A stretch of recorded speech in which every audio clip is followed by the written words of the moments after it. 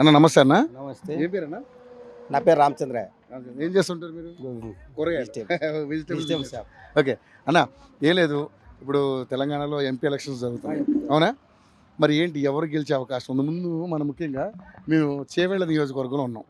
మరి ఇక్కడ రంజిత్ రెడ్డి గారు కాంగ్రెస్ పార్టీ నుంచి, అలాగే కొండా విశ్వేశ్వరరెడ్డి గారు బీజేపీ నుంచి, కాసాని జ్ఞానేశ్వరి గారు బీఆర్ఎస్ నుంచి ఉన్నారు. సో ఏంటి ఈ ముగ్గురులో పోటీ ఎవరికి ఉంది, ఎవరు గెలిచే అవకాశం ఉంది, ఏ పార్టీ గెలిస్తే బాగుంటుంది నువ్వు అనుకుంటున్నావు? ఇప్పుడు కాంగ్రెస్ పార్టీ గెలిచే అవకాశం ఉందా? ఎందుకని? ఎందుకంటే కాంగ్రెస్ పార్టీ అంత కారు గ్యారంటీలు తెచ్చారు కదా, అవన్నీ ఖచ్చితంగా అమలు చేస్తారు. ప్రజలు నమ్మకం ఉంది, నమ్మకం ఉంది, ప్రజలు నమ్ముతున్నారా? నమ్ముతున్నారు. ప్రజలు నమ్ముతారు కాబట్టి కాంగ్రెస్ వస్తుంది. ఇక్కడైతే కాంగ్రెస్ వస్తుంది పక్క వస్తుంది. ఎవరు కాంగ్రెస్ పార్టీ అభ్యర్థి? ఎవరు? కాంగ్రెస్ పార్టీ అభ్యర్థి రంజిత్ రెడ్డి. రంజిత్ రెడ్డి తెలుసా మీకు?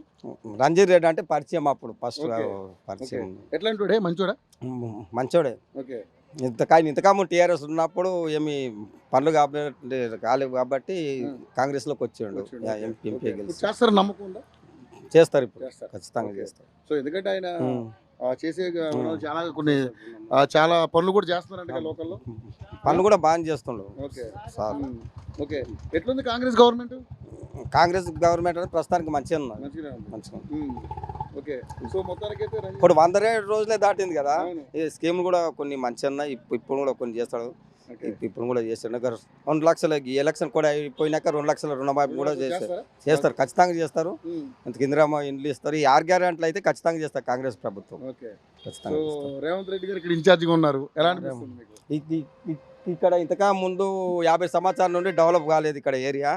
ఈసారి ఖచ్చితంగా సీఎం ఇక్కడ మనిషి కాబట్టి వ్యక్తిగతంగా డెవలప్ కూడా అవుతుంది మా ఏరియా. ఇంతకు ఎమ్మెల్యే సాబ్ ఆయన అట్లా చేస్తుంటాడు. రామ్మోహన్ రెడ్డి చాలా మంచి మనిషి, అందరికి సాయం చేస్తాడు, చాలా మంచి వ్యక్తి రామ్మోహన్ రెడ్డి సార్.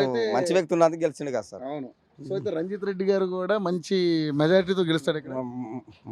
రంజిత్ రెడ్డి మంచి మెజారిటీతో గెలుస్తాడు ఇక్కడ. 17 ఎంపీ స్థానాలు కదా తెలంగాణకి, ఎన్ని వస్తాయి కాంగ్రెస్? కాంగ్రెస్ 11 స్థానాలు గ్యారంటీగా వస్తాయి. 11 స్థానాలు పక్క వస్తాయి. రాసి పెట్టుకుందామా? రాసి పెట్టుకున్నాం, వస్తాయి. చాలా పక్క వస్తాయి సార్. థ్యాంక్ యూ అండి, థ్యాంక్ యూ సో మచ్.